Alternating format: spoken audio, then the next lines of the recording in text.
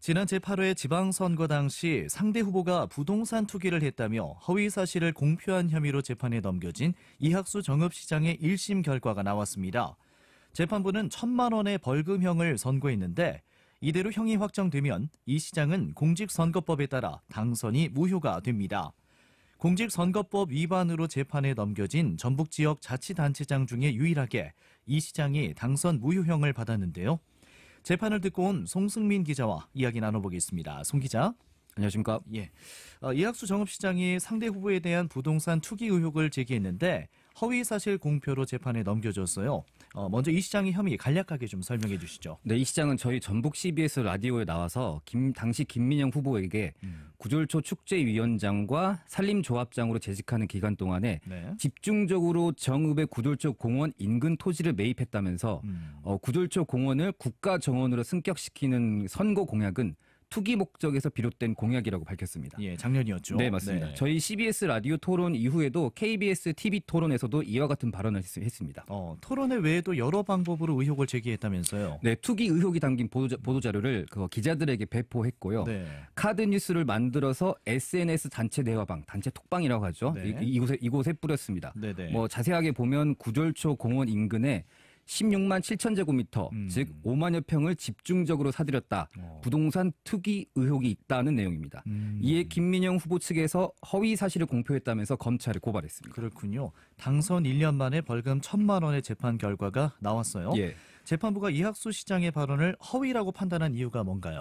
우선 허위 사실 공표로 유죄를 받기 위해서 몇 가지 요건이 있습니다. 네. 복잡하긴 하지만 기본적으로 허위인지 사실인지가 있겠죠. 네. 그러나 발언이 허위라 하더라도 바로 유죄가 되는 건 아닙니다.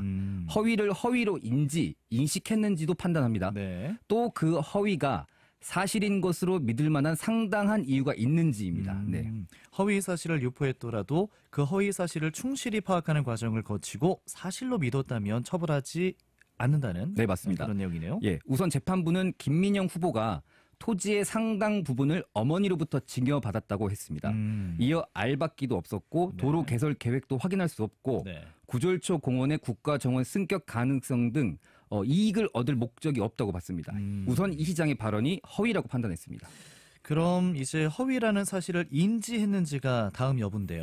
네, 그래서 수사기관에서의 진술과 라디오, TV 토론회 발언의 맥락을 보면 이 발언이 허위일 가능성을 인식하고 있는 것으로 보는 게 타당하다고 재판부는 설명했습니다. 즉 쉽게 말하면 이학수 정읍시장이 부동산 투기 의혹이 허위라고 알고 있었을 것이다라고 본 것입니다.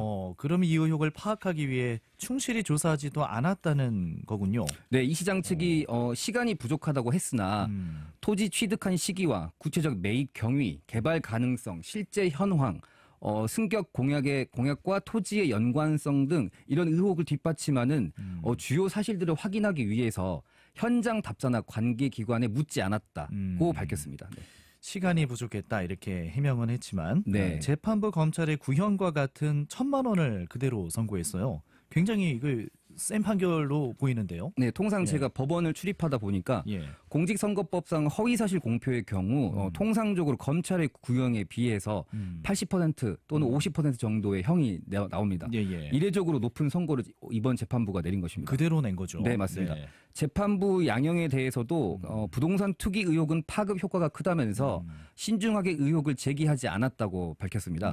이어 2073표 차이로 당선돼서 이 허위사실 유포가 선거 결과에 영향을 주었을 가능성을 배제할 수 없다면서 엄중한 처벌이 필요하다고 판시했습니다. 이 시장의 시정에 짙은 먹구름이 낀 건데 이 시장 당선이 무효가 되는 거죠? 맞습니다. 공직선거법상 해당 선거에서 100만 원 이상의 벌금형을 선고받으면 당선이 무효가 됩니다. 그러니까 1,000만 원 이상의 벌금을 받았으니 당연히 이 시장 당선이 무효가 됩니다. 재판에 넘겨진 전북 지역 단체장 중에서는 유일하게 지금 당선 무효형을 받았어요. 맞습니다. 정헌율 익산시장 무죄 나왔고요. 강임중 군산시장도 무죄 나왔습니다. 그다음에 남원시장 벌금 80만 원 받았습니다. 서거석 교육감은 아직 재판 중이고요. 그렇군요. 자, 선거를 마치고 나온 이 시장 어떤 발언을 했나요? 예, 우선 시민께 죄송하고 항소하겠다고 밝혔습니다. 한번 들어보시죠. 그동안 우리 시민들에게 너무 연면을 끼쳐서 죄송한데 결과도 좋게 나오지 않아서 더더욱 죄송하게 생각합니다. 하지만 항소심에서 우리의 진심이 전해질 수 있도록 열심히 노력해서 좋은 결과 얻어내도록 하겠습니다. 항소하겠다 이렇게 말씀하시는데 공직선거법으로 인한 선출직의 당선 무효 피해는 모두 유권자인 시민들에게 돌아가죠. 예, 그렇게 선출직에 도전하는 정치인들은 한 표를 행사하는 시민들을 위해서 선거 경쟁에 정정당당하게 임해야겠습니다. 송 기자, 지자체장들의 재판 계속해서 보도해 주시기를 바라겠습니다. 감사합니다. 네, 수고하셨습니다.